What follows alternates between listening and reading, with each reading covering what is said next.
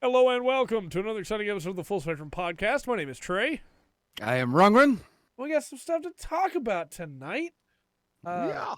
The big things we'll be hitting on in a little bit are Kingdom Hearts stuff, some Super Robot Wars stuff, Three Houses stuff, or Three Hope stuff, I guess. Big patch for FF14 that changes a lot, and maybe somebody beat Elden Ring in less than 7 minutes. But Wouldn't Trey fish. before we cover that, how's your week been, Rungren? Man, it's been kind of hectic. You saw the wall. Yeah. So I got all that up through there, and then got the new computer going. Right. And that was hectic. I had a horrible ground buzz, which is wouldn't be if I was just playing games and I could like turn it down, it would be bad. But I actually try to record music and do stuff like that. So I was just frustrated and wrestled with that all day. But I got it down. I've got everything downloaded on it. First thing was Lord of the Rings Online. Of course. Right. But I've got everything downloaded. Now we'll have to redo. I think we'll have to redo OBS when you get here. Okay. Thursday. We got everything downloaded on it and set up. I've got to transfer 2 large folders of song files and video files over from the other computer, but I haven't had a chance to hook that one back up yet. So I got to do all that. Yeah. But I feel like I've been like locked in this like room here, just a little bit crazy because the the computer wasn't on. I wasn't on Discord very much. I wasn't talking to anybody. I was in this little thing, and then after all that, getting it going, last night, I hooked up my 2 big amps, guitar amps up, and cranked them up. Yeah. Well, the frustrating thing is this whole studio was just a wreck for trying to get the sound. I won't say soundproofing. Yeah. Sound absorbing. Stop some of the reflection in here. And I've had the dang riff for a Du Hast in my head. Yeah. Yeah. But and I can reach over. I haven't been able to plug anything in. I can reach over and do it on the acoustic, but it's not the same. It's kind of funny, but it's not the same. Yeah. So that was like I played a whole bunch of other stuff too, but I had to do that. I was like, oh God, why is this in my head? But I did. I got it out. And then today, with everything we got, took a door off. I was supposed to take off, so I got that done. Got a little bit of cleaning on the other side of the house, and then I'm kind of exhausted because I've been playing Oblivion. Yeah. Okay. Yeah. Man, I just enjoy that game. Yeah. I really, really do. Something about just being able to go lost and go exploring. Yep. And it just makes it great. I didn't put any mods on it. I don't have any mods. I've got the Game of the Year. There are some very good ones. There's deluxe edition. Well, I'm sure it's got like an unofficial patch, just like Skyrim and Fallout 3 and 4 do. And and I'm sure people have done some crazy stuff with textures and stuff. If I do anything, I want to keep it vanilla, except maybe for graphics. Yeah, maybe go find some graphics, or maybe the unofficial patch. See any patches they got for it, but that's basically it. Oh, and of course, a little bit of Lotro got me. Of course. I'm getting in. I'm getting close to max level. Yeah. I dinged a level last night at 137. I got 3 more levels to go. Very nice. And then don't forget, on April 15th, all kinds of stuff goes free. That's right. There's still going to be a couple of things behind the paywall, but man, that game's so huge, though. Yeah. I don't know. Yeah, I mean, you could go for ages without having to do any pay any money on it. So it's kind of surprised to see where it goes. So I may be because I don't have the high elf, so I may be starting a high elf because it'll be a free after the 15th. Yeah. And then sometime this year, graphical update.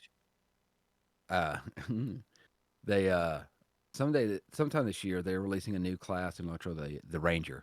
Nice. That's all they said. Is hey, there's gonna be a new class. It's Ranger the Ranger. of the North.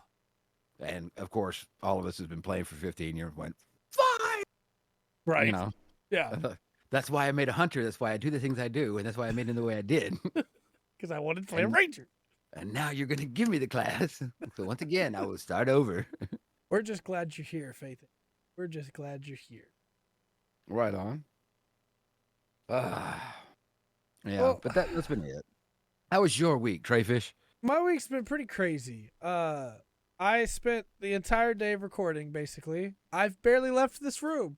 Uh, these lights have been on all day long. I recorded a full patch 6.1 patch notes breakdown for FF14 because I knew we were going to talk about it here, but it was an hour's worth of talking about stuff. And I was like, we're not going to cover all that on the channel for the podcast. So I'll just make a full video. And then You just wanted to talk about it. I did. And then I recorded a full PvP breakdown for the PvP patch notes. That was another hour. That's all those had to be edited, time-stamped out, and, thumbnailed. And then there was the new Super Robot Wars trailer, and I recorded a reaction to that. Then there was the new Fire Emblem trailer, and I recorded a reaction to that. So the channel got 5 videos today. So just a heads up, Okay. I put out a post that was like, hey, I apologize for the spam, but these videos couldn't wait all week. They needed to go up now. As I said, I played Oblivion. So I haven't really gotten any hobby work done because that was today. And over the last couple days, I restarted in Guild Wars 2 because as much as I was loving the class that I'd played, I'm kind of spoiled by FF14, being able to play every class on one character. And Yeah. I wanted to try some of the other classes. So I made a bunch of level 1 characters, trying out the other classes, just seeing what they felt like. And then I was informed that with the End of Dragons expansion, the engineer gets a mech. And so I looked up the video, and the engineer does, in fact, get a mech. So everything else out the window. My girlfriend bought me End of Dragons, and then I started an engineer. Now you have your character, is what you're telling me. Yeah. Very early on. Oh, go ahead.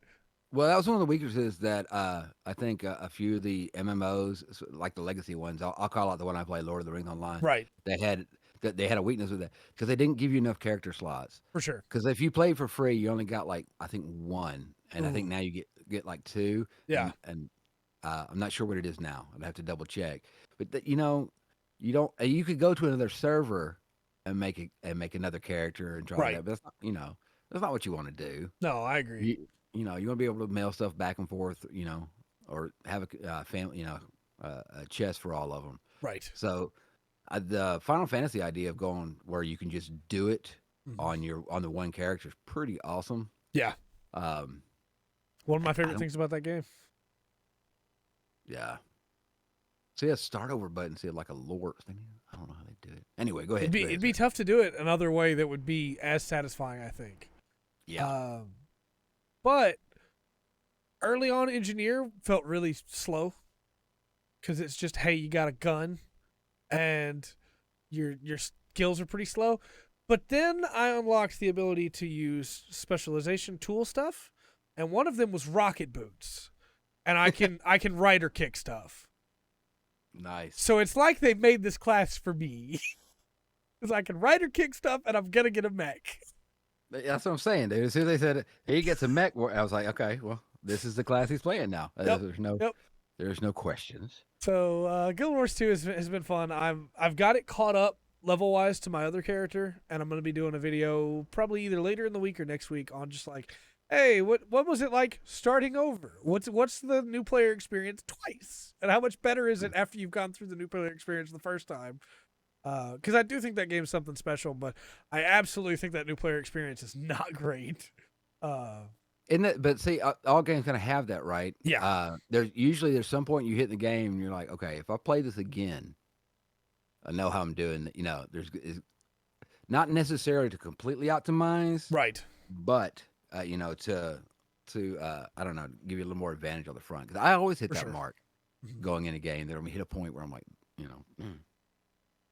Now we're doing good, but up until this point, kind of didn't know what I was doing. So, yeah, that's been really fun. And then I played Gundam Evolution. And I didn't get to put as much time into this as I'd like, but there was a network test for Gundam Evolution, and I was allowed to record footage and play for a set period of time, and then was allowed, of course, afterwards to be able to talk about it. And there are a couple things that I thought when I read the presser, I was like, I don't know if I'm gonna feel like talking. Like but it wasn't never like a restriction. It was always like, well, we would like it if you mention this. And it's like, okay, well, after playing it, I understand why. It doesn't feel like Gundam in a lot of ways, which is probably my biggest complaint. Everything's really floaty. But thematically, it's pretty on point. Every suit has like a couple. It has its main fire and then an alt fire mode. For some suits, that's a bring it up to be able to see through the sights. For other suits, that's like a special charged attack. Every suit has a skill, and then it'll be like their primary movement skill or a primary ability skill. Like we'll use the RX-78-2 for instance. It has it's first Gundam, right, that you've seen in the anime. It has the regular shot. And then it has the ability to bring it up to be able to fire and get a better shot.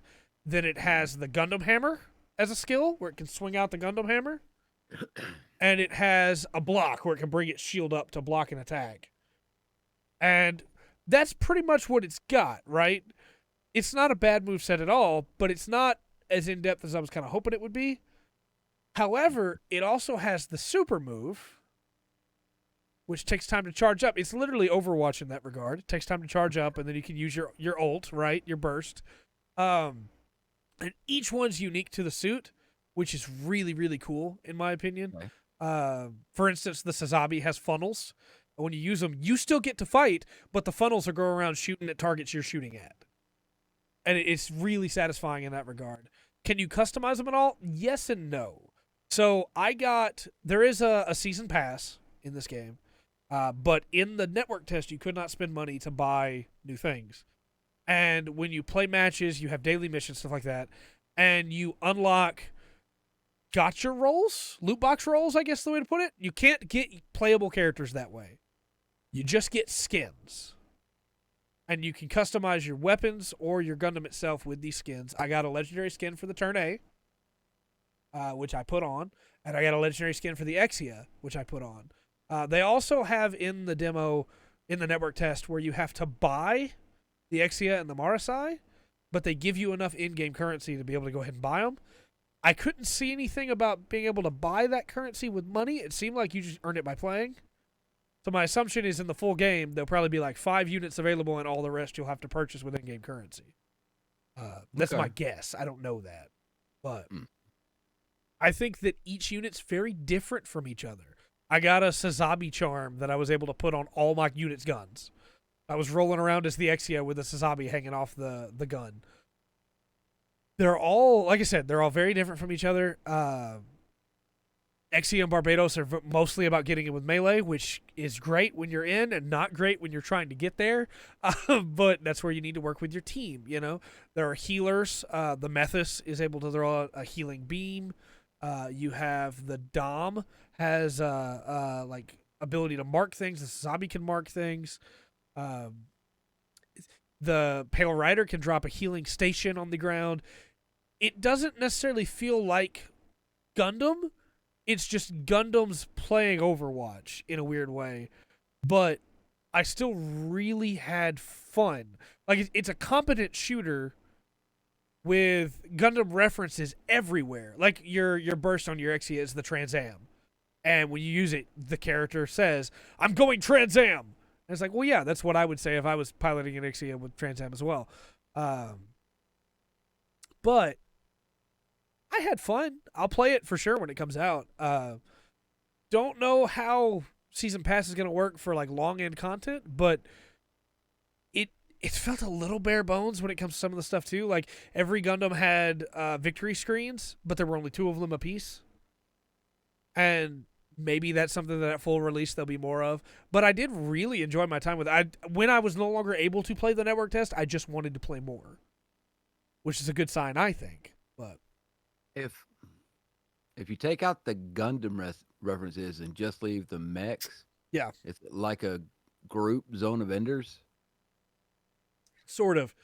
The Because you only talked about it being floaty or yeah, slidey, and that's Zone of Enders is like that. But you get used to it, and you do. it kind of use it to your advantage. But I think one of the big things about it is that they only had one game mode in the demo, which was control point.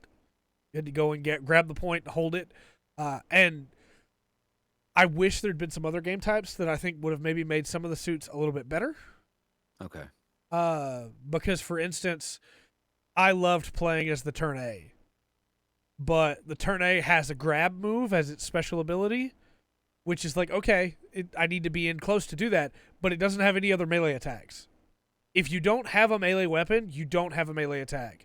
And suits that canonically have melee weapons in the series don't have melee attacks in this game. So, like the Sazabi has a beam tomahawk. He can throw that beam tomahawk and then boost to it, and it's really cool, but he can't slash with it.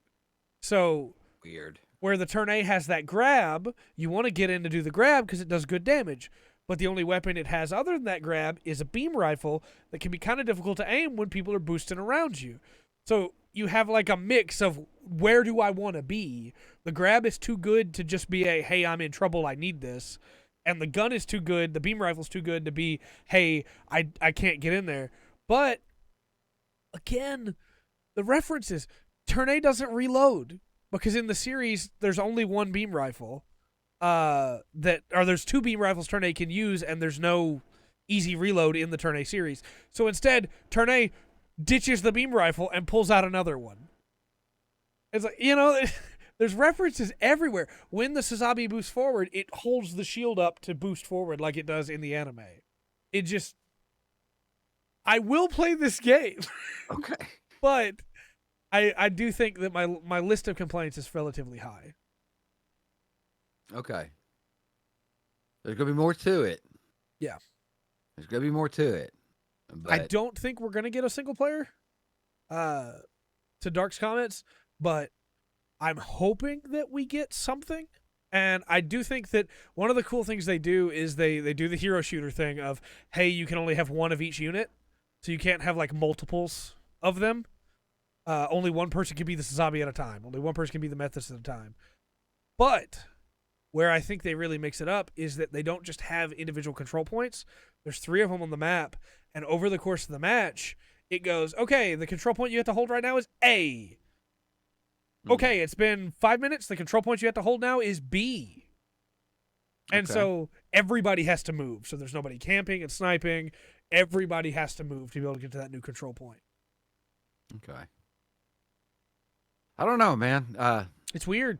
I want to trust you on the Gundam stuff, and of course, I'll be checking Dark's comments on the Gundam stuff too, going back and forth. And y'all have a really different style of how y'all play, right? I don't know, man. It's kind of disappointing. Yeah, I will say I'm not an FPS guy. I'm not. But there was something really satisfying about flying around the backside as the Ashamar by turning into mobile armor mode and then hopping out of mobile armor mode and shooting a guy and killing him from in the back line and the whole team turning and destroying me. But when they did, we took the point. And it was like, yeah. Which is something you can't, like, there's no other game that lets you turn into the Ashamar mobile armor and, like, fly back, It just, that doesn't happen anywhere else. But it sounds like a little bit like it's just relying on these little things like, hey, Gundam fans will like this. Yeah. So make sure it gets there. And instead of giving people like, give them a good story, character and Gundam alike. Oh yeah, I don't think that's going to be in this at all. Yeah. Well, I think that's kind of, it sounds like what's missing from this. Yeah. Because there's no depth to any of the. I mean, I guess they expect you should know them all. I guess. Right. It's a hero shooter through and through, for better or worse, and it's really interesting too because one of the big complaints people had about GBO2 Gundam Battle Operation 2 was, hey, we want a story, and so they released the story as a standalone purchase, which GBO2 is free for what it's worth. GBO2 is free, so you can't complain too much. But it just Gundam games. Yeah. There's always something about each one that's so cool, and then your best Gundam game's always going to be Super Robot Wars. It's just to go back to that. It's because those characters are done great there, and the story's wonderful. But I really did honestly have fun. Again, my laundry list is very large. Boy, That's been my week. I hear you, Bubba. Well, I'm glad you got that video. I'm glad you got to do that one. Yeah. To get that test and get those videos out, man. Yeah. That's cool. I do want to just throw out real quick to the Journey to Jaburo and Zionic Front. Those are both great. Gundam Breaker 3, also pretty high up there for good Gundam games. Just if you want to make your own Gundam, that's what that game is, and it's great. Need to make a new one of those. They did make a new one of those, and it was hot garbage. One of the very first reviews I made on this channel, and one of the worst games I've ever played. But Gundam Breaker 3, great game. Okay. So let's get into some announcements while we're talking Gundam news. Gundam Battle Operation 2 is getting a Steam release. Right on. And So is it released now? Or is it getting one? It's getting one?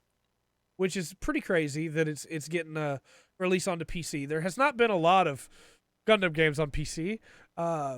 Really? This is the arena shooter, as it were. It's third person.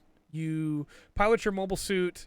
It's free to play, and your mobile suits are heavy. They have a lot of weight to them. Now, unfortunately, this game has a pretty annoying feature, I'm going to call it, because the devs have not done anything about it, which is that the animation for your recovery animation from being hit by a bazooka is slightly longer than the amount of time it takes someone to boost into you in melee.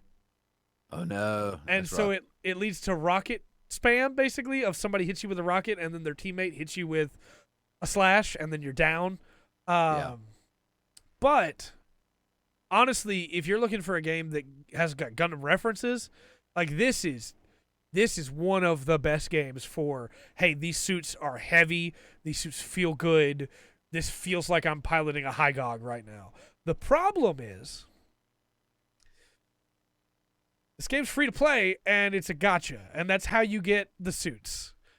Each suit comes from the gacha. You have to roll on it and spin, as it were, on the gacha. You get coins for playing, and you get coins during events, but that's how you get suits. You can eventually get enough in-game currency to be able to buy the suits, or you can buy in-game currency and buy the suits. But it is very much a gacha. Now, granted, when I say it's a gacha, I should probably clarify the things you get from the gacha are suits or parts. You will always have suits to play with if you play any amount of time at all, because you are constantly getting new mobile suits. I probably have 70 of them, and I haven't played that game in like 2 years. And some of them are great, right? Like, some of them that I have are really, really good. And then I have GMs. And you know what? Let's not hate on GMs, because GMs are really good at Gundam Evolution for some reason. But GMs, it's just a GM. But for GBO2's sake, there's no other game where I can play as the Zagok and the Zogok. Do you remember how I told you that towards the midpoint of First Gundam, they just start like giving a bunch of new suits to Zeon as an attempt to like sell more toys? Oh, yeah. Some of those are fan favorites, right? People love those, and no video Absolutely. game lets you play as them. Ugh, Except GBO2. Okay. Now I get it. You can play as the ball as well, Dark. You can play as the ball. It's a wonderful game. But it also is, I only like to play space levels because of rocket spam. Look, I will say, in that game, the sniper's great. Just throwing that out there for Gundam Evolution. In GBO2, the sniper's great. Okay. But yeah, just exciting to get a Gundam game coming to PC that's not New Gundam Break. speaking of dreams, let's do Kingdom Hearts 4 and Missing Link. Yeah. This actually, I think was this announced last week? Yeah, right after the podcast, basically. Yeah. Yeah. So, Kingdom Hearts 4, a lot of people are upset because of the graphical style. I have something that I think if anybody that's watching this is upset will be able to relax after they hear my thoughts on it. But the announcement was for Kingdom Hearts 4 and for Kingdom Hearts Missing Link. Missing Link, of course, being the new what's it called? Mobile game.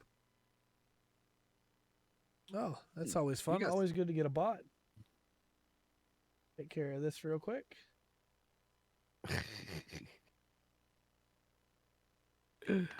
There we go. Y'all, everybody got cell phones, right? Right, yeah. 12 games of the series. So, I will say I'm pretty excited for this one because it follows the path of the DLC for Kingdom Hearts 3. I had my problems with Kingdom Hearts 3. Anybody that's seen my review knows that I had a lot of problems with Kingdom Hearts 3. But in the DLC, Sora loses a fight to something. And this story picks up of, hey, Sora's in this world called Quadratum, and it just looks like the real world. And maybe it's Shibuya, but maybe it's hell, and we're really not sure. Which is a pretty big, stark difference between them. Yeah. And look, okay, you got Minnie and Goofy. I mean, Mickey and Goofy, and I don't know. Yeah. So all I'm saying is, if you had told me, hey, we're making Kingdom Hearts 4, I'd have been like, okay, this could be good. I love the music. I'm not excited, but I'm curious, right? But then you tell me, hey, Sora's probably in hell, and Mickey, or Donald and Goofy are going to go save him with the help of Hades from Hercules. And I'm like, all right, you know what? You know what? You got me. I want to know. You got me. I'm not excited for Missing Link at all, to be honest with you, the mobile game, because I know what that's going to be. I know. But, look. Disappointing, that's what that's going to be. Yeah. Look. People are mad because Sora's hair looks like a normal person's hair, and it's like, well, yeah, because he's in this place called Quadratum. Yeah, like they said. That's how it works. When Sora goes to any world, his outfit and his hair and everything changes. They just imported like Duck Simulator. Yeah, yeah. So when you get there with Donald, you play as Donald. Yeah, there you go. You're just a duck. This has led, of course, to a bunch of people going, hey, so this time when they're making this game, they already own Star Wars. Oh, I'm sure. Yeah, it's happening. There's no doubt in my mind it's happening. Yeah, no. I mean, it may not be the good Star Wars characters, right. But yeah. But it is what it is. Yeah. I'm curious where it's going to go because the writing in Kingdom Hearts is both some of the craziest, coolest ideas and some of the worst execution that I've ever seen. And I think that now that we're past the Xehanort saga, this writing could actually get pretty good. But also,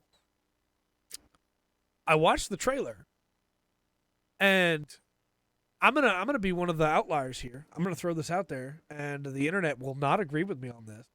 Tetsuya Nomura wanted to make Final Fantasy Versus 13, right? That was the game he wanted to make.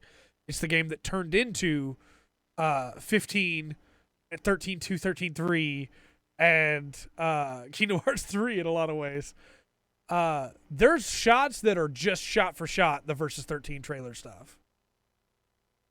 And so it's like, hey, is Nomura trying to say that Versus 13 is in this world's version of hell because it got stuck in development hell, and now he's getting to use those ideas? Because there's a part of me that's like, look, that's just dumb enough that I love it.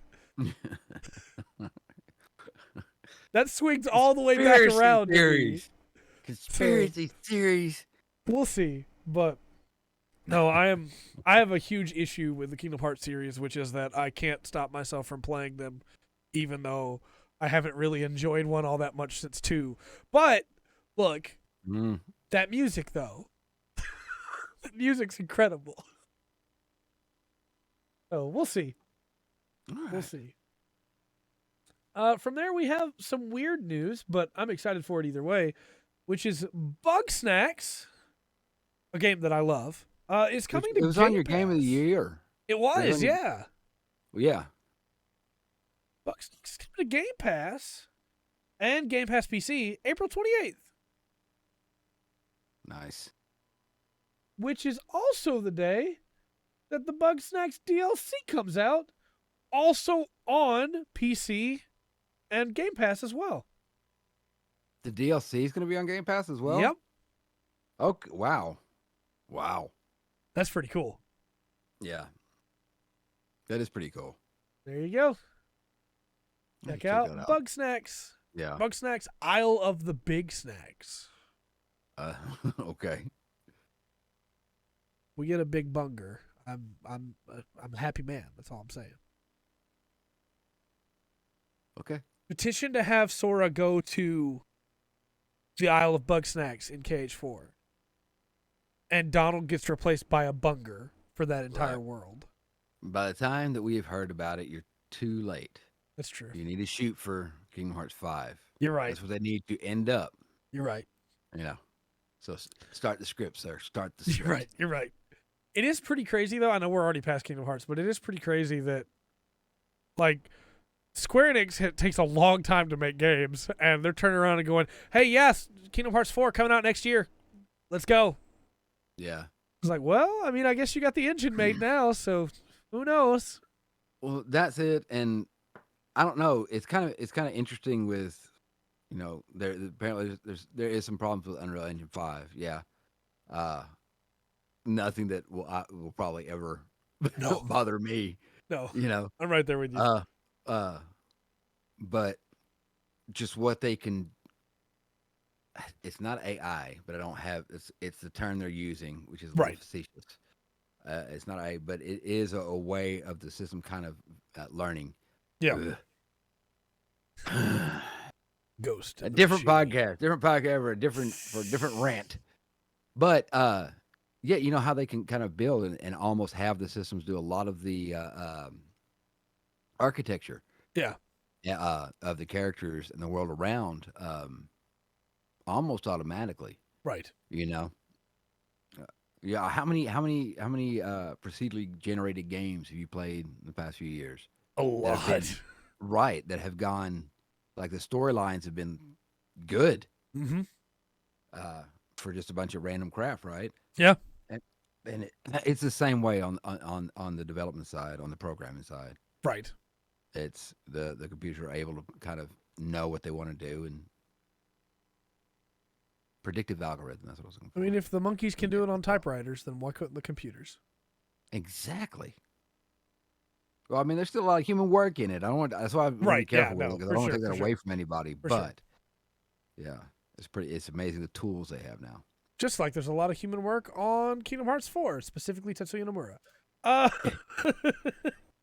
No, I joke. I like Nomura's work. The man is a visionary and insane. Look, that's the man who went, hey, I was about to drop a huge Final Fantasy VII spoiler, and, like, not the one you're thinking of. The cloud stuff. Because that was Nomura's idea. And I was about to drop that even though Final Fantasy VII Remake's been going. I should probably not, but if you know what happens with Cloud and with a guy named Zach, that was all Nomura. Yeah. He did that.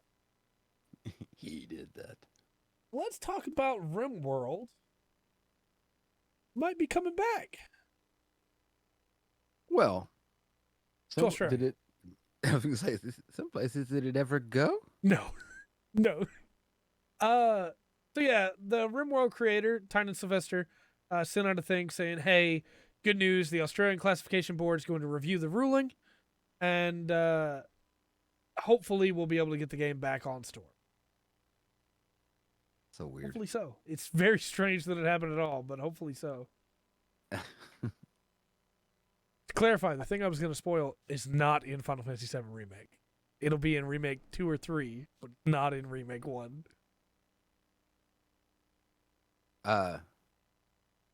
I don't know, man. I don't understand this. I can understand the age restricting, Right.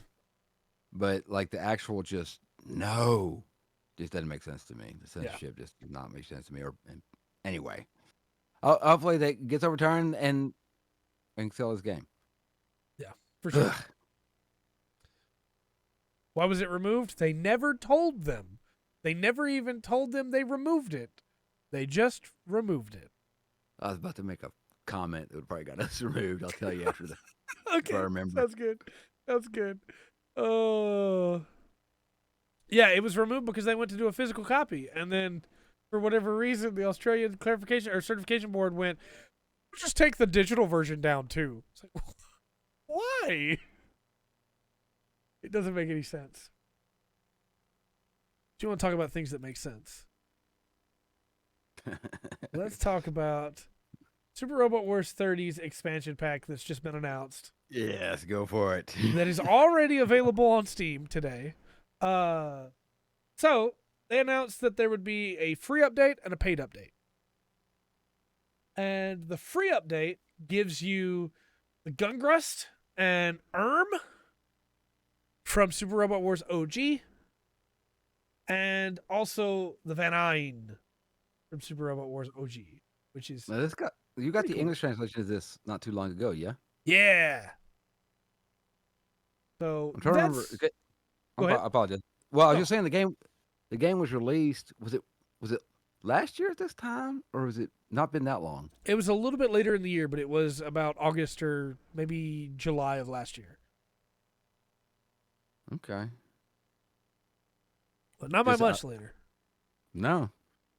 And this is the last big DLC, basically. They're not going to do any more DLC for it after this. They'll move on to the next game. But free players will get the Gungrust and the Van Eyne, which is pretty cool, Very. The paid version, which is $25, gives you a couple more cool things. It gives you all of the DLC suits for Super Robot Wars OG that have come out. So if you didn't have those from the other packs, this is a way you can get those. It gives you Shinkalion, which is the amazing train mech. I like that name. So good. It gives you Majestic Prince Genetic Awakening, the movie for Majestic Prince. You get the movie suits because Majestic Prince was already in the base game. Then you get a brand new Super Robot Wars 30 version of the Scope Dog with Kiriko Kuvi from Votomes. This Scope Dog has a pile bunker in its claw. Then you get the brand new, special made for this game, Ultimate Dan Kuga, which is the best version of Dan Kuga I've ever seen. Okay. And looks so beautiful. And as if all that wasn't good enough, the manga, Getter Robo Devolution, the last 3 minutes of the universe, is finally being represented in a Super Robot Wars game.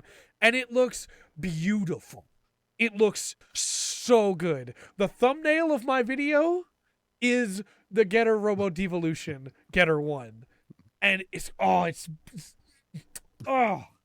beautiful.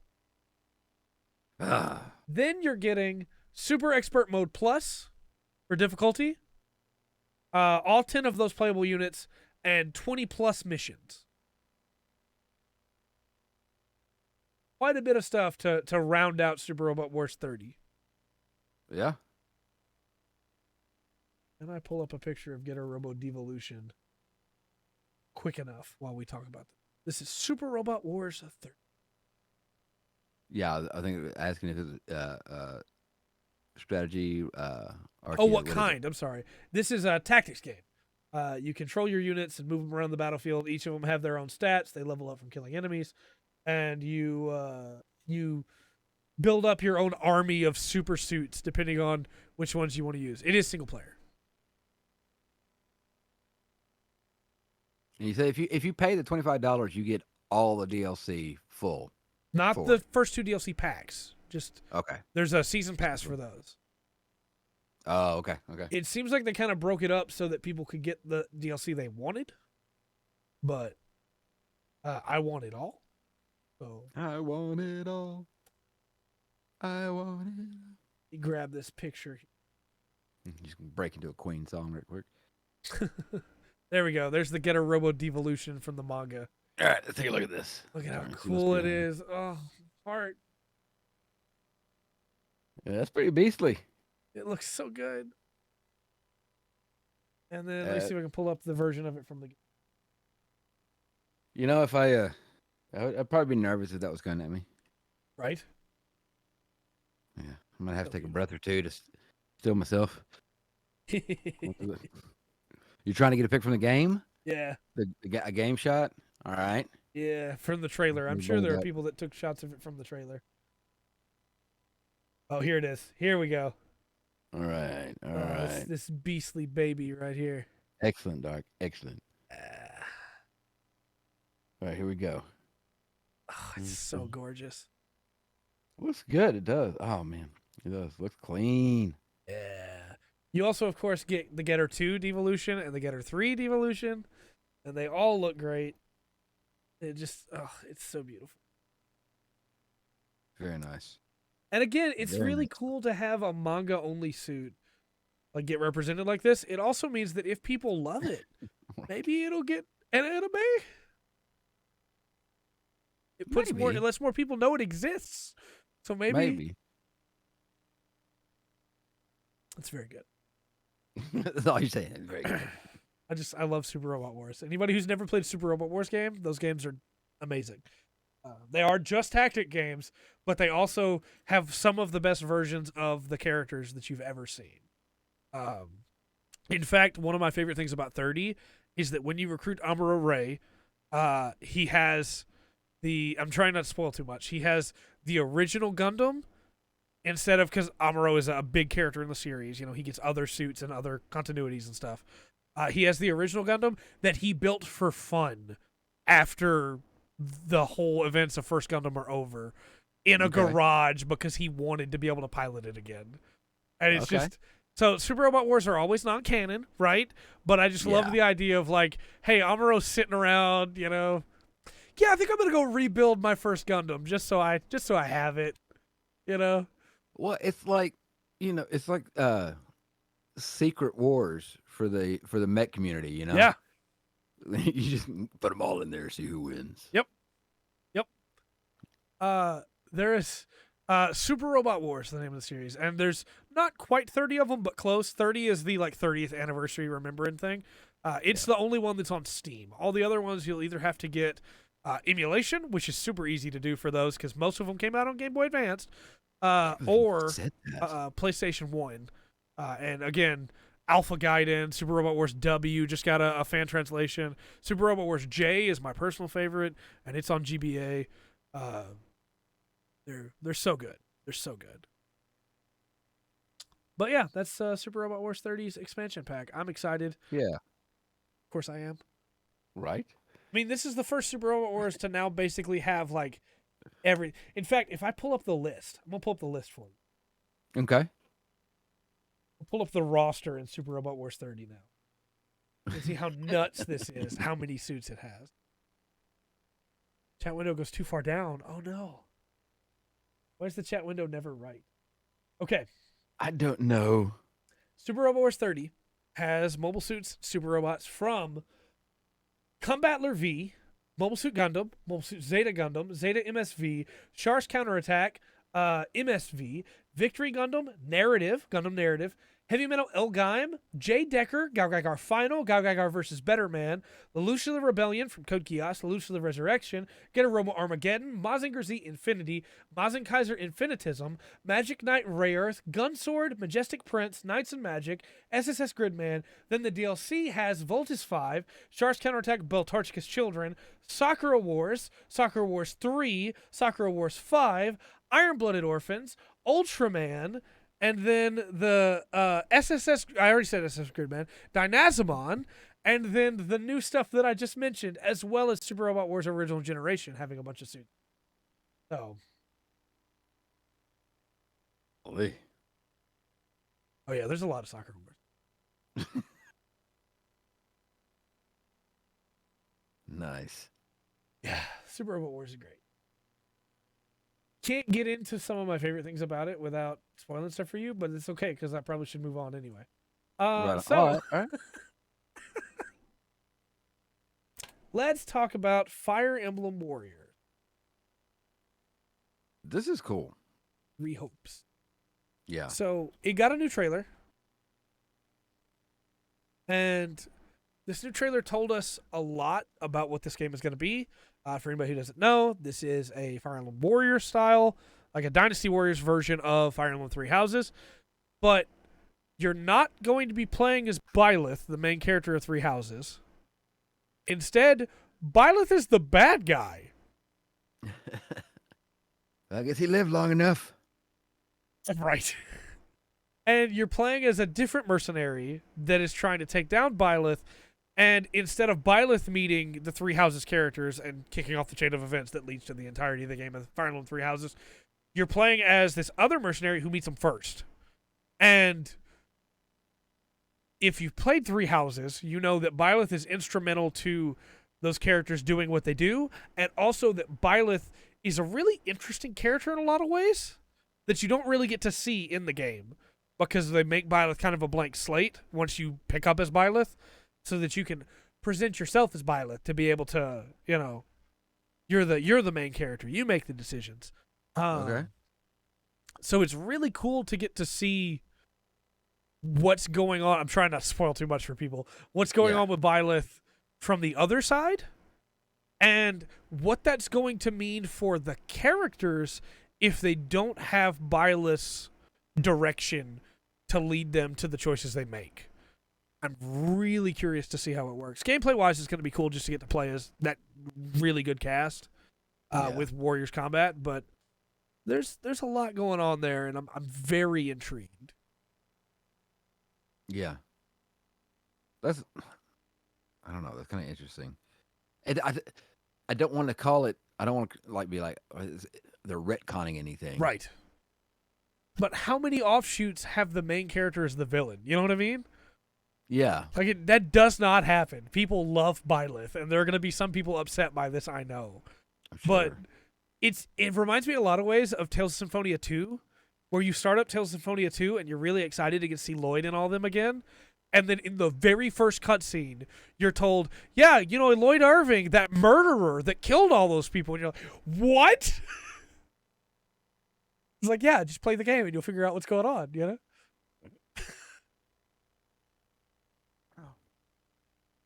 It's always the quiet ones. It is. I'm excited, though. I think this is a really cool idea. Because before I thought it was just going to be a Dynasty Warriors style Fire Emblem game like the first one was.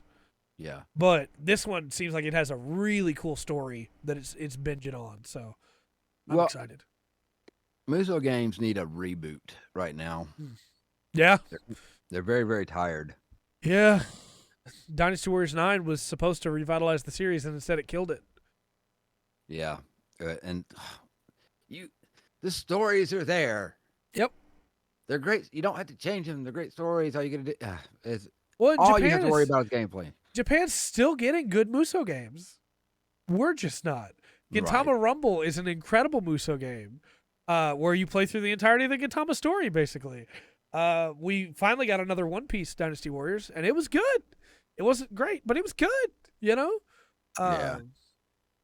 So, you know, maybe this will scratch that itch for people. I hope so. Speaking of scratching itches. Yeah, you've been waiting on this one. You ready to read this off? off? Talk about patch 6.1.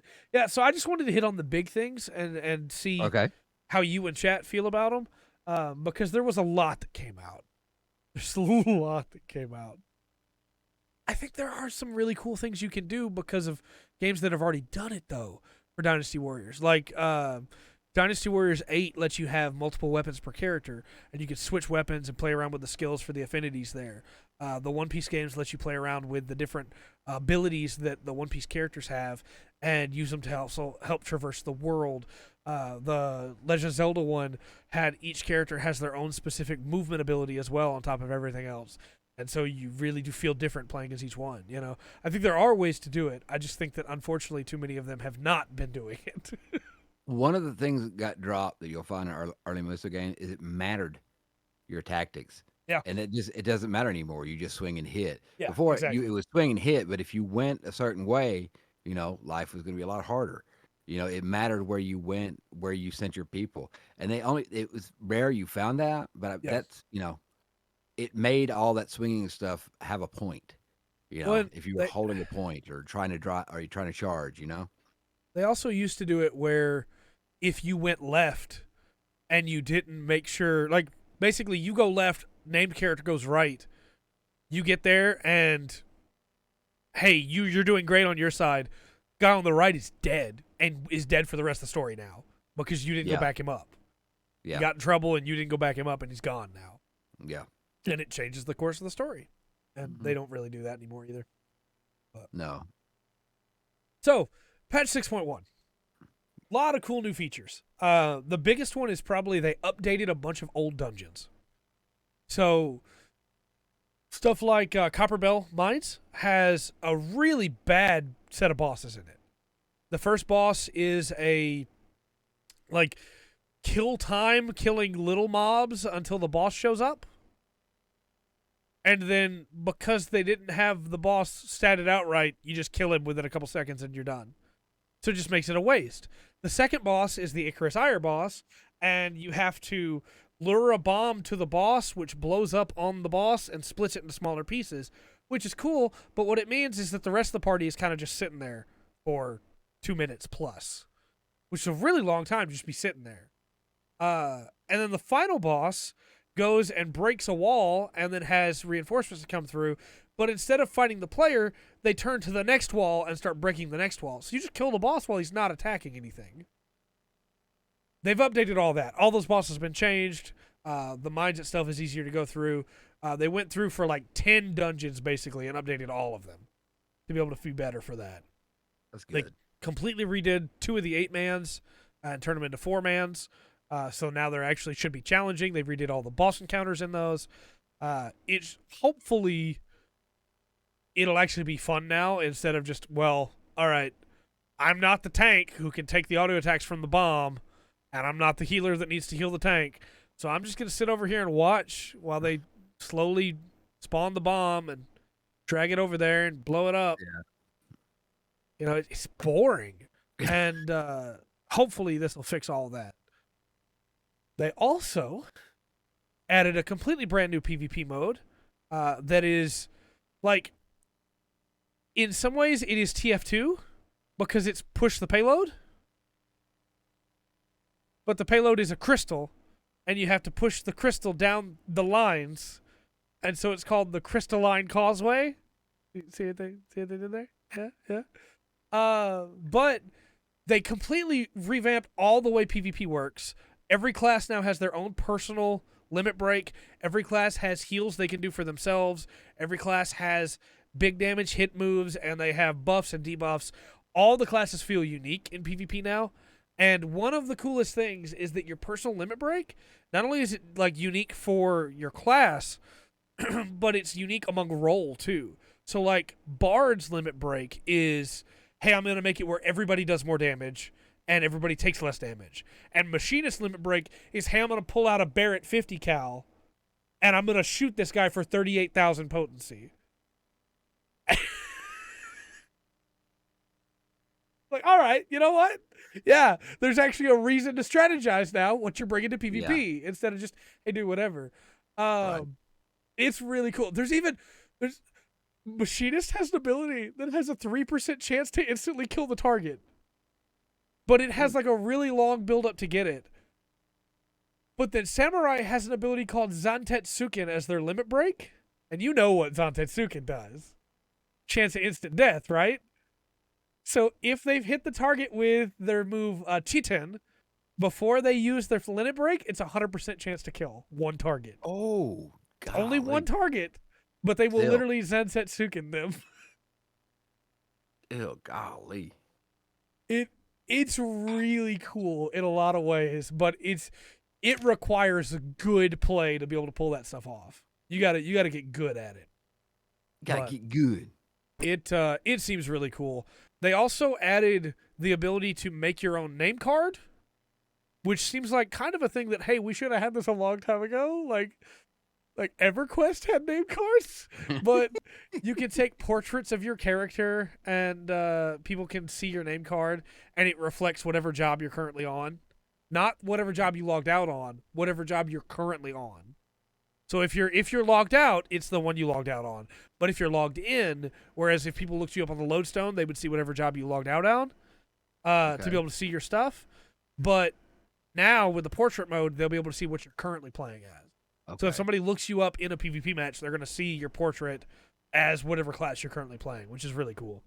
Well, not only that, I mean, you can for grouping in co-op stuff, it might help out too. Absolutely. And people have already done some stuff that's probably going to get them banned for it. There was a picture of a Mikote that had got herself bent over and used a sticker to cover what would otherwise be a censored thing that you can't even see in game, but because she put the sticker there. Hidden there. Yeah. So, you know, people having fun as they always do. But no, it's a really cool patch just for that stuff. Then they also added the new raid tier. They had a bunch of job changes, including making it where Samurai gets a guaranteed crit on their biggest hitting attack. They dropped the potency a lot, but it's just a guaranteed crit now. So it's not going to matter that they drop the potency. You're still going to hit like a truck. And the best news about it is guaranteed crits can't miss. So you no longer have to worry about your best attack missing. You're going to hit it. That's always deflating. It is. It is. But no, I've been waiting for this.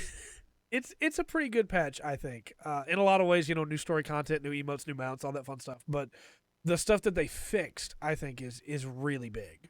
Well, that's a big signal, right? They're going back to the beginning stages. Yeah. And instead of just worrying about end game. Right. Which a lot of games have never made it to the point where they have to worry about going back to, So it's a cool thing, and hopefully it keeps up, and they'll have more content throughout the levels, not just building up at the end. They also went ahead and added a bunch of NPCs to all the other earlier dungeons, like we talked about, and you can run through those from the duty roulette. You don't have to manually go to the dungeon; you can just select them, which is great. Nice. There's just a lot of good quality of life stuff. Right. Good, man. Hopefully. Oh, go ahead. Well, I was just gonna say, the game's going strong. It's good for It's good for the MMO community as a whole. That I think Final Fantasy is the biggest game, not what it used to be. Right. Yes, like the meme where the guy does a cool kickflip as the guy he was trying to hit moves right out of the way. That's what it feels like when you build up for your big move and you use your Minari Setsugeka and your Kaishi Setsugeka and it just whiffs. It just whiffs. Yep. Also, I didn't want to really dig too much into this because I did it in the video that I covered, but Ninja has an ability called Trick Attack that has been the Ninja is in every raiding party basically for Trick Attack, because Ninja uses Trick Attack and the boss takes 5% more damage for 10 seconds. Yeah. So you always bring a Ninja. Yeah.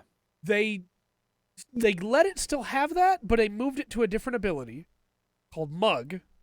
And Mug has a much longer cooldown than Trick Attack. Well, it took them this long to have an ability called Mug in a Final Fantasy game? No, it's been there the whole time. It just didn't do this. Okay, never mind. Now instead, Trick Attack gives you 10% more personal damage against the boss for 15 seconds. So the Ninja's going to be hitting like a truck, but it means that Trick Attack is going to take longer before it's up again, which means that Ninja's not a guaranteed bring anymore. And as a Ninja player, it's a little sad, but my personal damage is way higher. So, and it means that the meta has to change. And it's always good for an MMO when the meta has to change. Yeah. Because it means that more options will be available. People won't just go, well, no, I can't bring a samurai or a monk or a reaper or a dragoon because I have to bring a ninja. So maybe instead people will go, well, yeah, let's bring that samurai with his guaranteed crits. Or let's bring that dragoon with his shortened jump animation so he can get more attacks in. Let's bring in that reaper with his debuff that he has, Or Or that monk with his sick ninja skills. He's not a ninja, but he looks like one when he vanishes. It's always handy. So it's it's good for the game. Yeah. Much as I miss my trick attack already. The last big thing we have to talk about here is the Elden Ring speedrun. Yes. This is any percent, and specifically it is any percent unrestricted. But it's under 7 minutes. So I knew we didn't have a lot of news, so I went ahead and pulled the breakdown of how this works and why it's called unrestricted. Because what this requires is a thing called a zip. And a zip is a lot of things in many different speedruns, right? But in Mega Man speedruns, a zip is when you land a frame-perfect jump onto the edge of a block, and it allows you to pass through the block into the next screen. A zip in a Mario game is when you hit the corner just right, and it propels you up. A zip in Elden Ring is... Okay. All right, let me just explain. Is this tool assisted? No. When I tell you this, you're going to think that it's nuts that anybody has done this. And that's why it's unrestricted, is because they're using zips. Any percent doesn't count zips anymore because of what zips let you do. But I want to read this paragraph for you from Distortion 2, the streamer that got the sub 7 minute run, which is basically this category, unrestricted, allows all use of glitches and the ability to Alt F4 the game to achieve the wrong warp, allows us to enter a late game area, and is why you see the game close during that segment. The zip glitch is also extremely hardware dependent and requires a stable 60 FPS as well as stable frame rates. I decided to use a keyboard mouse cam to further show legitimacy, and I switched the controller mainly for movement, as this is what I mainly play the game with. The timer pauses when we use in-game time, which only continues when you're loaded into the game. We check, because it's all in-game time, as usual for speedrun. We check the load screen at the end for final time, of course. It basically comes down to a test of runners' patience, nerves, and the ability to perform 13 frame-perfect zips. The zip glitch allows you to teleport a wide range of distances using a combination of blocking, holding walk, and pressing W to move forward with a combination of 139 frames. If the two actions add up to 139, you teleport. And the distance can vary depending on the combination. The longer you hold W, the further you go. Some zips are so precise that you need the walk and block duration to time up perfectly, which makes them double frame perfect. So, I'm not even close to done with this paragraph. That's, like I said, I knew we'd have time, but yeah. I watched this run, because it takes no time to watch, right? It is impossible to tell after the first zip where they're going to land. They have to practice. Oh, speedrunners are nuts. They are. The way it launches you is up, forward, whichever way that you are currently walking. If the game registers you are pressing forward and you're connecting with a surface, you go up.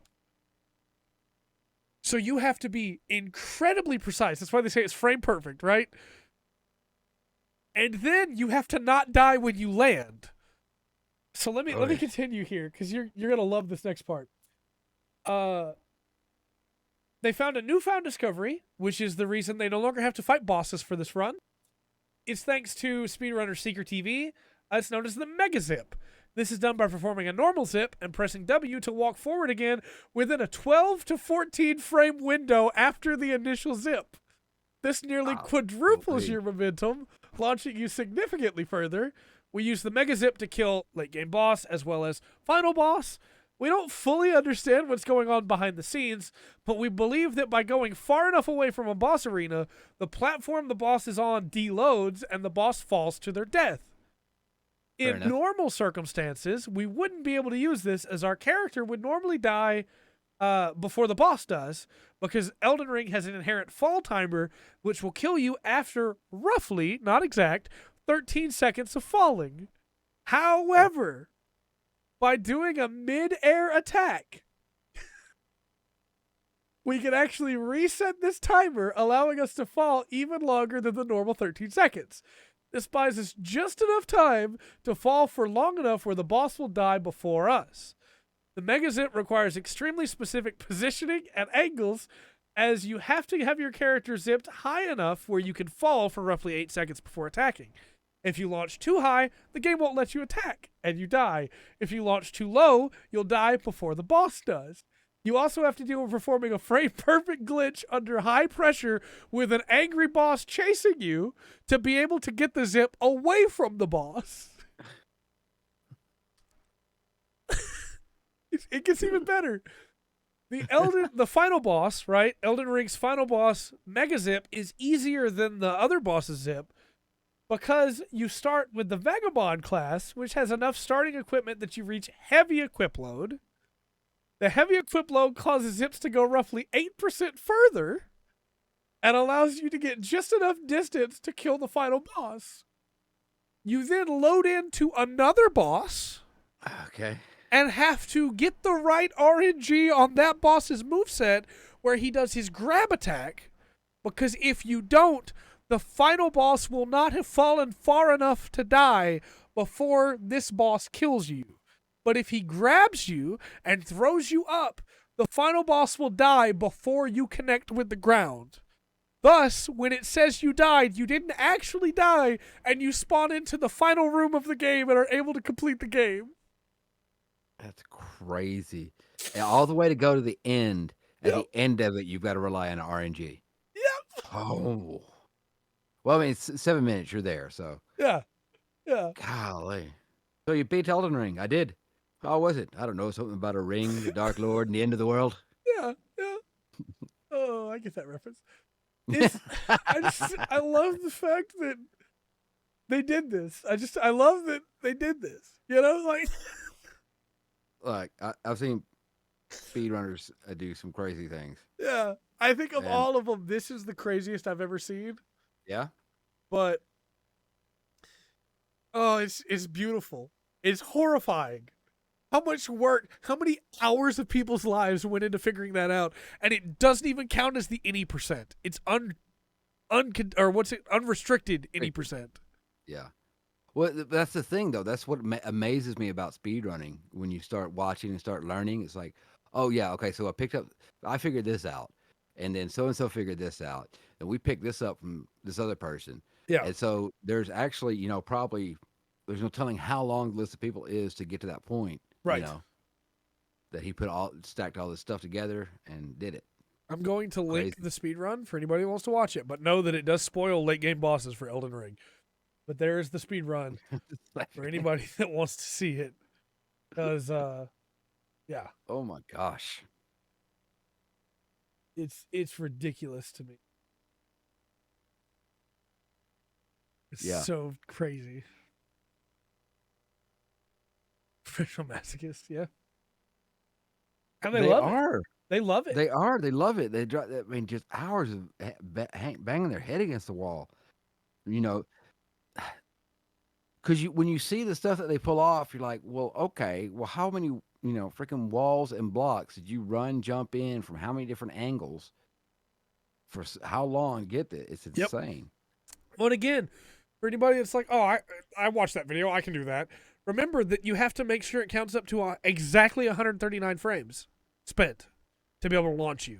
And you have to do that every single time you launch. And then you have to know where you're going to land. And in 4 of them, you have to move in the middle of that, but only within a 12 to 14 frame span. So you got 2.19 seconds for 139 frames. Yep. Roughly. Well, no, because it's got to be 60 frames a second. Right, 60 frames a second. So it's crazy. It's nuts. More power to them. I would. There's a part of me that, and they did this on the current patch. They didn't have an They did this on the current patch. There's a part of me that wants to try it, but I know after I do it the first time, I'll never be able to do it again. So, I'm not talking about beating it in 7 minutes. To clarify, I'm talking about a zip. Yeah, a zip. Yeah. I'll get one and never be able to pull it off again, and just be like, well, That's all like right, that's like the Breath of the Wild thing, like when you freeze the enemy, then do the yeah, bounce. yeah, Yeah, I never again, never again. that did an amazing one once. People out there flying in that game. I saw a video of like guy proves that Link can in fact make it up to Va Meadow, the flying divine beast, and just Mhm. had like 7 different ways to do it. Yeah. So it is let me get the exact wording on how he does it again. Blocking, holding walk, and pressing W to move forward for a full combination of 139 frames. And it has to add up to 139. Like the movement of the character. No exact time. Yeah, and then you're gonna have to have some kind of watch, like stopwatch or something going to Incredible. 1 Mississippi, 2 Mississippi, go. Yeah. And just watching him do it, distortion too. Yeah. That's the guy's username. I gotta give him credit because it is nuts to see him do it. Heck yeah. It was kind of a light news week this week. I knew that it would be, just because again, there's not too much going on. Yeah. But I think we did a pretty good job covering the news. Yeah. Let's throw it over to Sure. Rundgren's Corner. All right. Well, first of all, happy birthday to Nick Hexum. Absolutely. He's a guitarist and singer in the band 311. I like 311. Yeah. They yeah. So I'm sure he's gonna see this. So happy birthday, Bob. And well, it's kind of funny. I couldn't decide. I have 2 news stories tonight. Okay. Yeah. One is kind of a little bit of a warning. There was a fugitive escaped 17 years ago, spotted on the coast in Texas. Yeah. Fugitive 492. And was spotted. Apparently, he escaped with fugitive 347.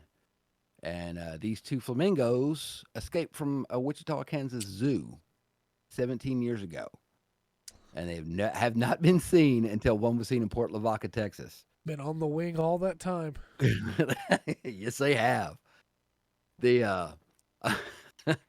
So a man named David Foreman was filmed the bird. He's a machinist and he was fishing and a fishing guide, and he was kind of confused. He said, "My brain was telling me, no way, you're looking at a flamingo, but my eyes were telling me that's what it is. There's no mistaking it." Recalled Foreman. It's almost like nature's way of putting me in my place. Mister knows everything. These are no flamingos in Texas. Have a look at this. Nice. So yeah, he sent this video to the Coastal Fisheries Division, the Texas Parks of Wildlife, and they managed to identify the leg band. So apparently, after 17 years on the run, the Pink Floyd still doing good. No sign of the other future. Hopefully they didn't pull oh, I forgot the name of the game. It's the guy who made It Takes Two did it. About the 2 prisoners breaking free. What's it called? I know what you're talking about. Please continue. I'll go through that. A Way Out. A Way Out, yes. Yeah.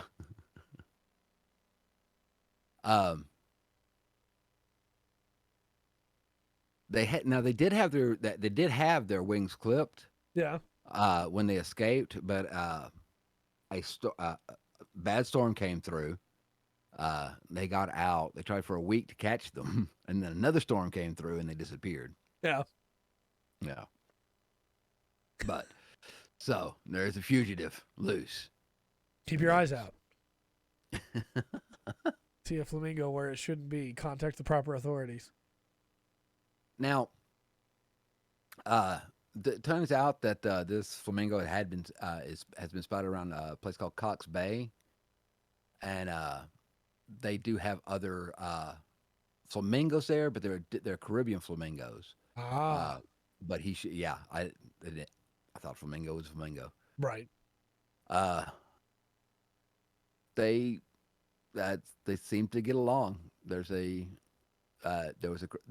me. The one that he's hanging out with around Cox Bay, the Caribbean flamingo was blown north during a tropical storm in 2006.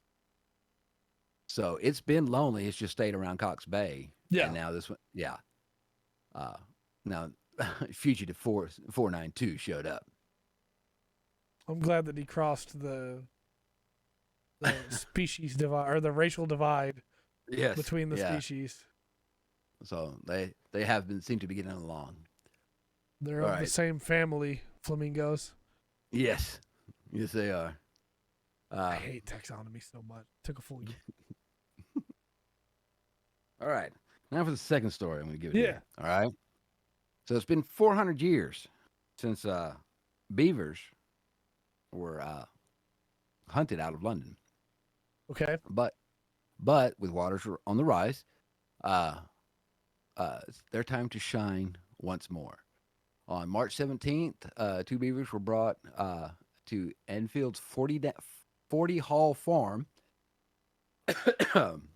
as part of a plan by the Enfield Council to help this, because obviously you know what they do. Right. They build dams. Yeah. They beef. Yeah. Right. They beef, exactly. Now, despite their ancestors being hunted to near extinction for their coats and musk, I don't know. A lot of times, if you have artificial vanilla, it'll say natural, but it's beaver musk. Yeah. Yeah. Learn it something today, kids. Yeah, I don't know if anybody if I ruin anything for anybody, but yeah, artificial vanilla beaver musk. But they got 2 beavers, a male and a female. One named Justin and the other one named Sigourney. Nice. Yeah. I'm sorry. They've got a picture up here of like secretion processes. I'm gonna go back. I'm gonna go past this. It is less common, but yeah, the imitation was used in vanilla, and I mean, it smelled and tastes like vanilla. Who tasted that? But it's like the first guy to ever milk a cow. What was he doing there?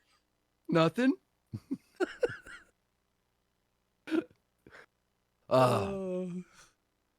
Well, anyway, they took them out to where they need to go. They're going to reintroduce population out there. Apparently, Justin Beaver made a big splash. As soon as he opened the character, he jumped in it. But Sigourney Beaver had to be coaxed out. Yeah.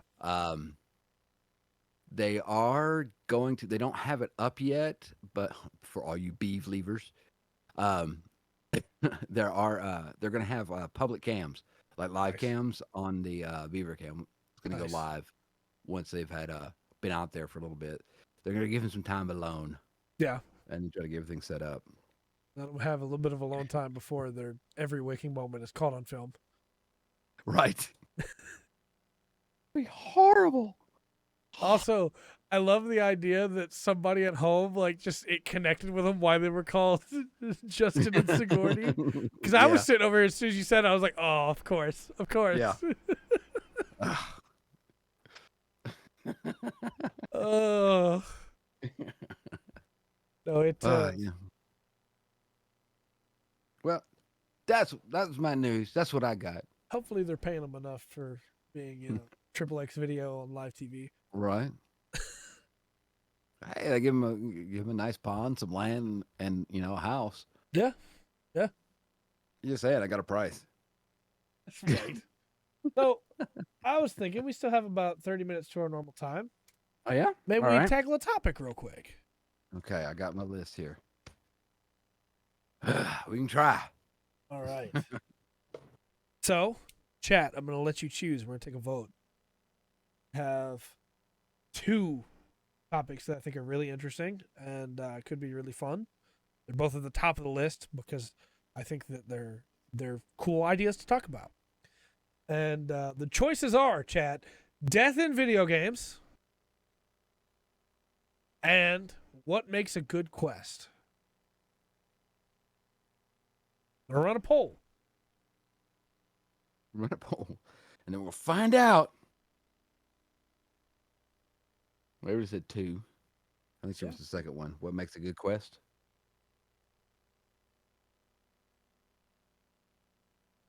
All right. The poll's going to run for 2 minutes.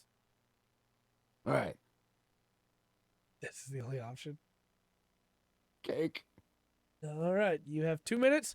The poll should be popping up in your chat box. Should be able to make a choice here. See if it does it.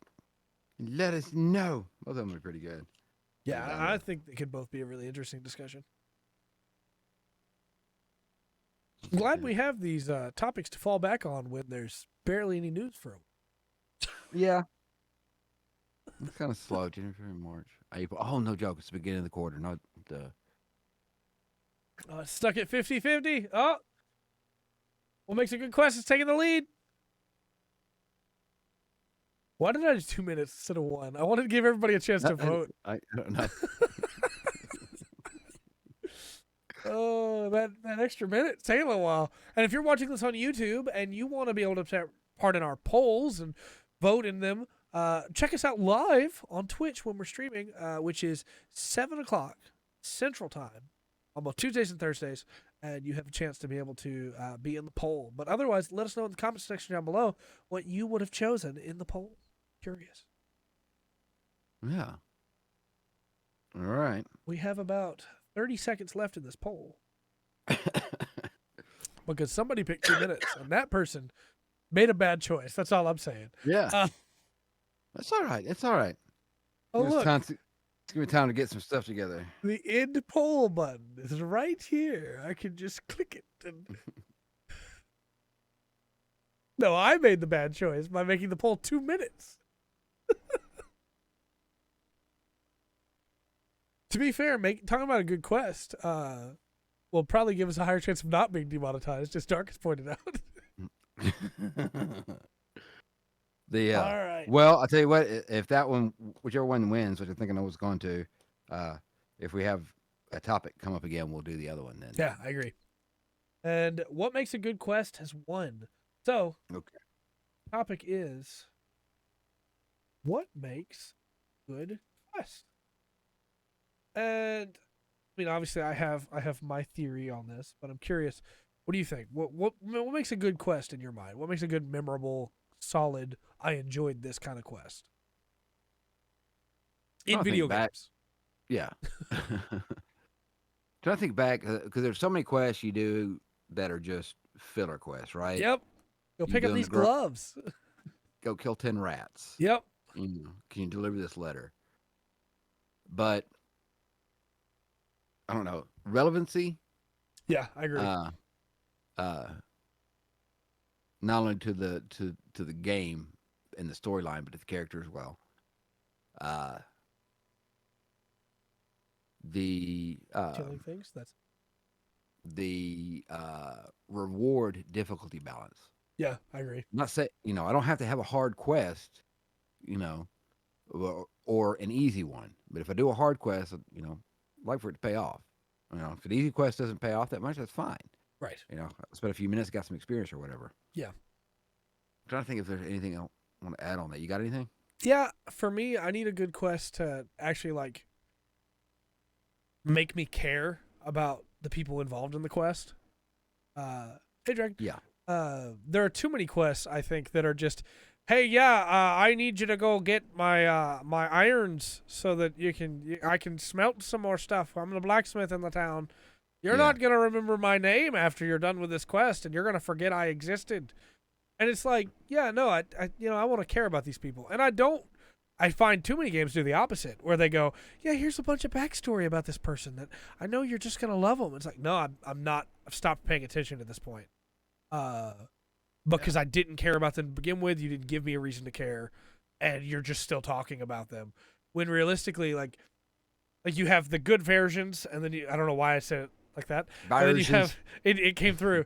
Then you have the bad versions, and the one that I go back to every time is, hey, go get Ava's journal, her diary in Borderlands 3, and that is one of the worst quests that I've ever played in a video game. Hey, Dragon. Ultimate Gladiator. Quests that make you steal or kill people without alerts, but you're a stealth player. That's fair. Like, that quest specifically is the one that I always go back to, because in that quest, I don't have any reason to care about Ava at that point. I don't know her as a character. And the whole quest is punctuated with her talking. and the guy that stole her diary talking, and going to a place and it's not there, going to a place and it's not there, and it's like, oh, I don't care anymore. I just want to get through this quest to get my reward. I don't care about her. I don't care about this guy that I'm supposed to go kill. I want to be done with this, you know? Yeah. I'm really thinking about the discussion makes me really think about Fallout 4. Yeah. Because just a complete drop off on the main storyline and all the Yep. quests that you do with that, right? And I'm thinking, it's not bad. It's pretty good up to that point. If you've played, you know what I'm talking about. Yeah. Because there's a point in the main quest where you go, really? Yep. Come on. But it's also kind of goes to that because up until that point, yeah, you were getting story pieces, but they kept the classic story writing in mind for the quest, right? Yeah. Show, not tell. Right. Right. And then you get to that and you just get this big long exposition that's absolutely disappointing. Yeah. I think it goes back with the carrying and the relevancy of the stuff. It's like there's that game to me is a perfect example where at the end they just dropped the ball on doing that with the quests and the adventure and where you're going. Yeah, for sure. For sure. I agree. I think,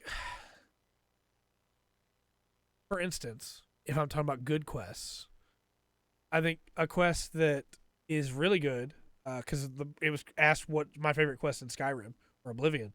In Skyrim, there's a quest where you get to meet a talking dog named Barbas. Yeah. And that dog is like, hey, I need you to help my master. And I don't think it's good because you have control over how it ends, but you do have control over how it ends, which is really good. But Barbas travels with you and will be with you for other quests and help you out. And so when you get to the moment where it's like, hey, you can kill him. It's like, why would I kill him? No. Barbas is my friend.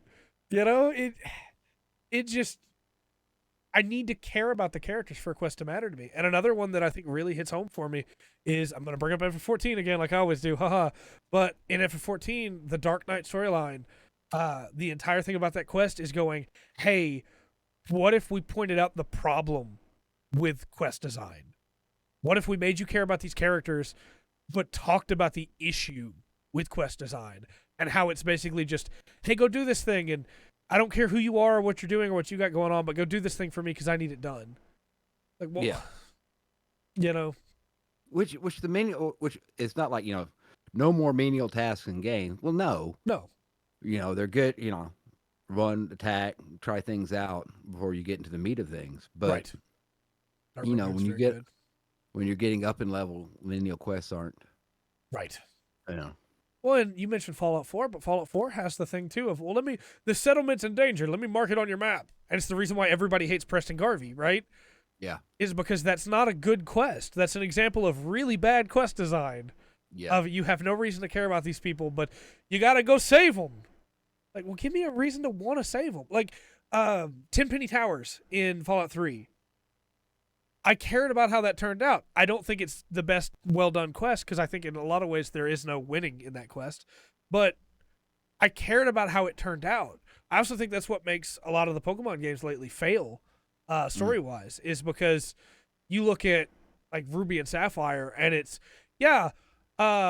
this evil team wants to capture this Pokemon, and if they do, it'll never rain again anywhere and no crops will grow. And it's like, oh, that's a problem. That's not a problem for me in the game. I understand why my character might care about it, but I don't care about my character. But I do care about this NPC that I helped out earlier that lives in this world that is then no longer going to be able to swim. That bothers me, so I want to go do it. Whereas in the newest Pokemon game, it feels more like it's, hey, it's this big thing's here and it's evil. Go stop it. It's like, I don't care. I will because it's a game, but I don't care. Yeah. Random subject, please go ahead. What are you thinking when you think of good quest design? Well, it's kind of a couple of things because I'm thinking over the whole game, right? You got the main story quest, right? And then you have side quests or however you want to do it, depending on what the game is. Like in Mario, you got one quest. Yeah. Say the princess. In some of the MMOs, you've got, multiple quests. And like I said, I don't mind, to go kill 10 bears and get their hides because, we need furs for the winter, stuff Yeah. like that. What do I think about femboys? Femboys, just be yourself. That's what you want to be. You go for it. Don't hurt me none. Go for it. No, I agree. I think that the Well, something else. See, something else is another game series coming to mind. yeah. I'm thinking about how much people cared about other characters, and so the quests mattered, even the small ones. And that was Mass Effect. Yeah, for sure. And then you get to the end, and it doesn't matter. Yep, doesn't matter at all. Yeah, and that's kind of what that's just aggravating, Right. still. But too, I mean, that takes away at the end. On the big quest there, that takes away. Takes away. Sorry, I think we may have some wind coming in. Oh, you're good. Takes away from the experience of the whole game, right? Yeah, all these I little agree. quests and relationships you built up. You talked about. I don't know. I think we keep coming back to that it matters somehow. Yeah. That you've given me enough to where it matters that I do this. I don't even necessarily need choice. Like Dragon Age has a lot of quests where it's like you do this and you go to help these people, and whatever choice you make here changes what you get later. I don't even necessarily need that. I just want like you said, I want it to matter. When I finish a quest, I want it to change the world state somehow, even if it's just in a little way. Collectibles. You talk. About changing the world. I think. The ending of Fable 2. Yeah, for sure. After everything, that your decision matters. You can go on playing, but the world's going to be shaped by what you've done. Yeah, I agree. Fable. When we talk about shaping the world, that's when you're doing the big quests of seeing the difference there. Yeah, for sure. And yeah, there are a lot of games that you've done this big magnificent things, and then it's like it doesn't matter. Well, and like it's weird because there are games that do that. There are games that if you interact with side quests early on, like it does pay off. Final Fantasy 14, Persona 5, Chrono Trigger. There are so many like little things, but as a whole, it hasn't affected anything. As a whole, like the quest structure in video games has just continued to march on the exact same way. And it really bothers me, Like, if I do a side quest, like I said, I want the world state to change. I don't need it to be a huge change, but I want, when I go through this town again, I want people to comment on it. I want somebody to recognize it, I have played Lollipop Chains. Side quests are meant to be done immediately. I'm the same guy. Like, if I got a side quest, I'm going to do that before I ever touch the main story quest. For sure. For sure. It depends on how I'm playing. Because sometimes, a lot of times when I start a game, I leave it on normal, don't change any of the, really into the settings, and just try to beat it, go through and finish the main story. Yeah. If it's a game that's got a main story like that. And then usually on the second playthrough, I'll do everything I can. It's a very good game. Before I start the main story. Yeah. Yeah. Did you ever play Final Fantasy 8? 8? Yes. Remember in 8 where Renoa's hanging off the cliff and you have to go save her? I left her on that cliff for like 6 hours.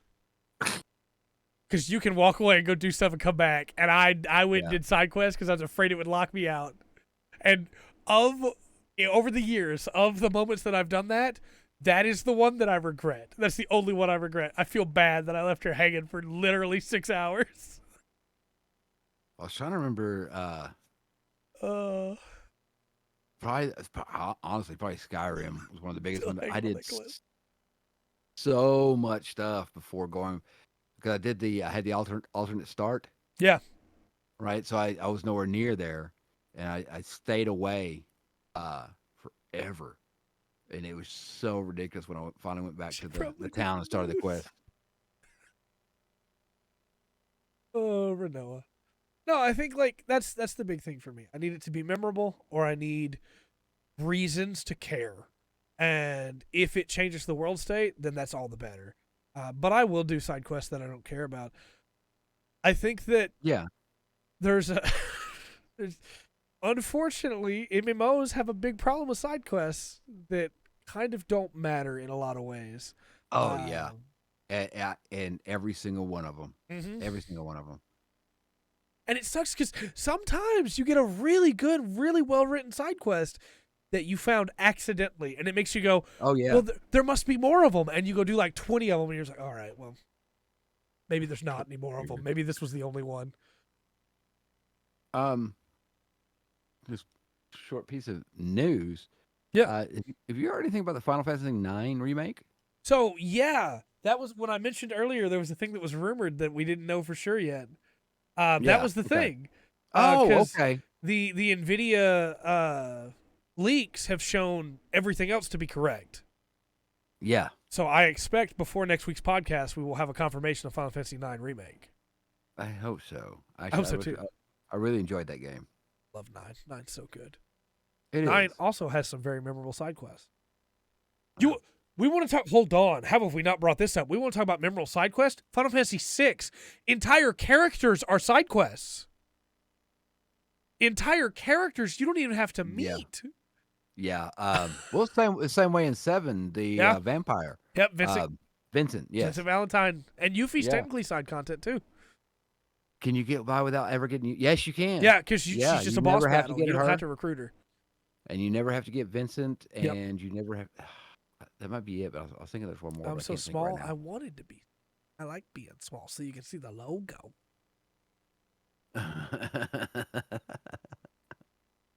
Nice. No, I agree. Like, there's so many good games. So many good games. Like Suikoden. Suikoden is side character. It's side quest. That is the game. You go through that game and you collect people. There's 128 playable characters. You better get them all. If you're playing Suikoden today, I'm gonna talk to you right now, real close. If you're playing Suikoden today and you don't go collect all 128 of those characters, what are you doing? Use a guide. I don't even care, but you collect them all because you know what? In Suikoden 2, the elevator guy, that's all he does. The elevator guy, he just runs an elevator at your base that you collected him. Matters. So I'm saying, you gotta collect them all. Oh my gosh. Oh, They're gonna get us taken down. You keep saying that. that's right. That's true. Suikoden. Oh man, Suikoden. It's. Oh, how have I not brought this up? We're talking about good side quests. So in the Trail series,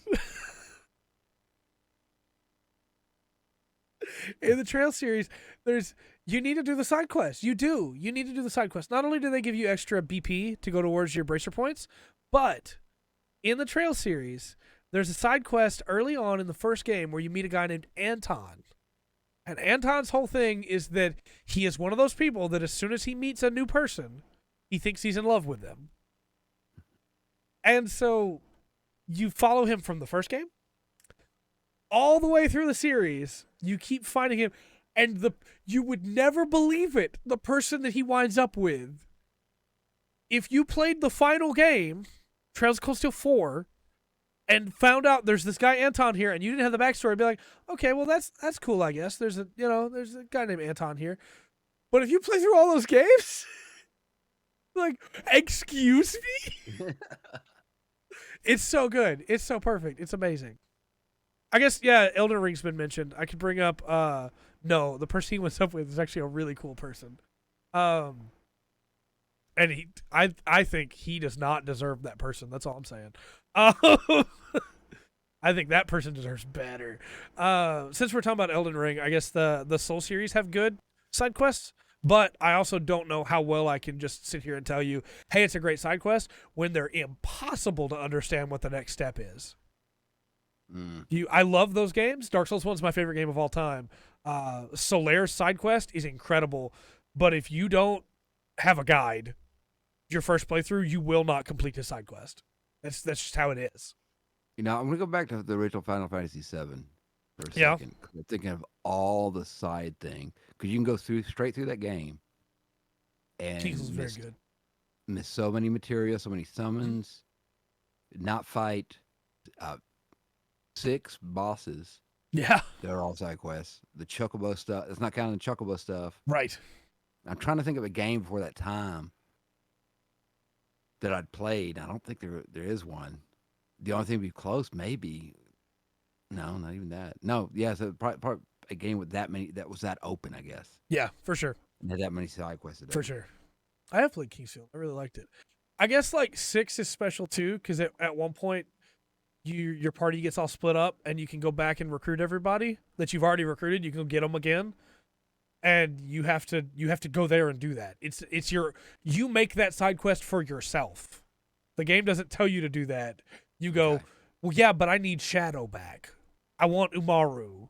Where's Gao? I need to go find him. You know? Oh, my brain just caught up. The best side quest in the game, in video games. It's the one that you give yourself. Again, it's the side quest in Chrono Trigger. If you go fight Lavos before you have everything pieced together, and a certain character is missing, and you don't have to go look for them. You don't have to. Have a good one, man. Kingsville 4 is very good. You don't have to go rescue that character. But if you do, you get... I'm trying not to get worked up. You get one of the best scenes in all of video games. If you've played that game and you saved that character, you know what I'm talking about. I'm talking about the scene with the tree and the doll, and that's a side quest you give yourself because you need to save that character. Yeah, all right. What side quest that a game developer gives me could ever be as good as that one that I chose for myself? What's the BioShock thing? A man chooses, a slave obeys. Would you kindly? Yeah, that's right. And we were talking about quests. BioShock those quests are not good in BioShock. No, it's the overarching story, the setting, Yeah. and the gameplay. Yeah. Yeah, I think that's, I can't think of any other examples off the top of my head. Can you? No, I'm trying to run through, and like I said, you kind of run into the same problem because so many of them kind of the same. Yeah. And there's always, the ones that. There was one in Skyrim.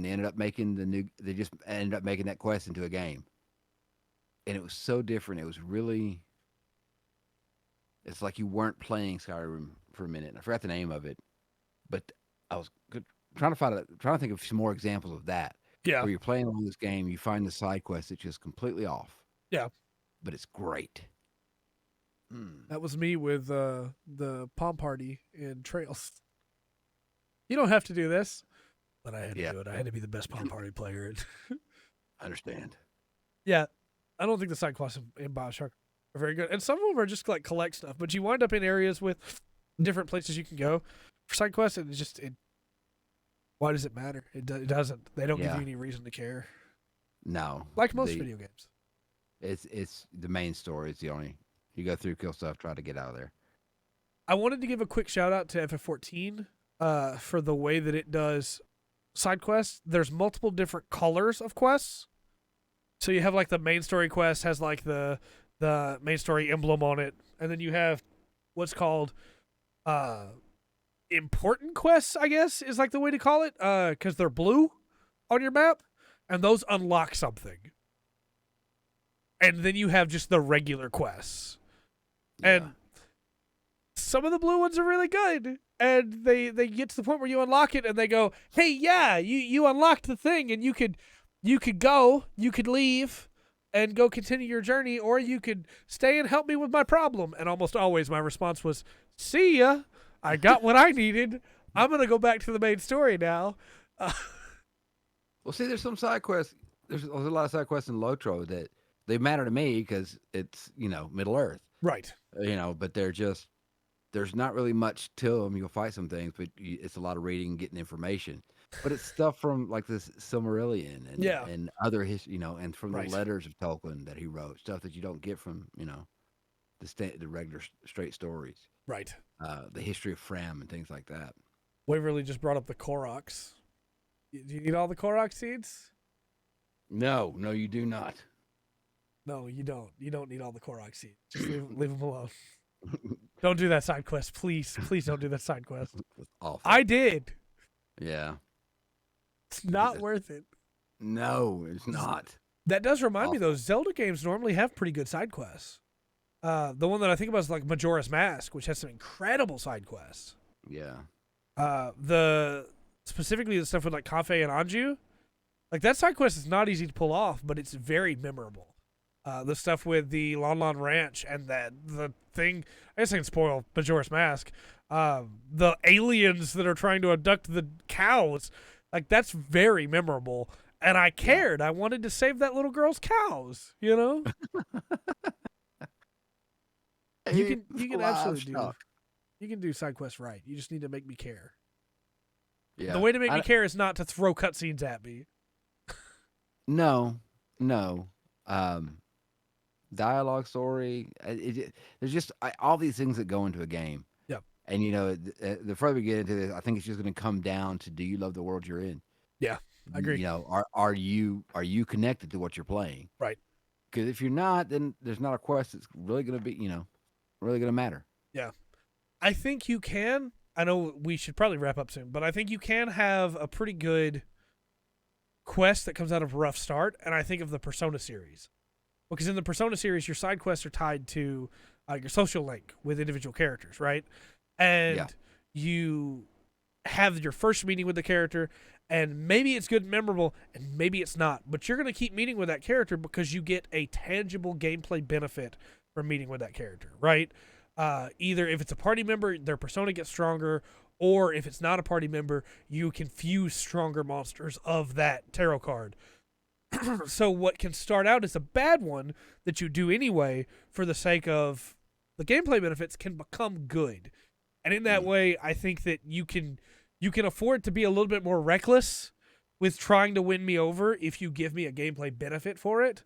I'm more likely to stick with you until you can win me over. Or you just don't win me over at all, and we have the guy from Persona 3 that is in love with his teacher, and that's one of the worst quest lines I've ever done.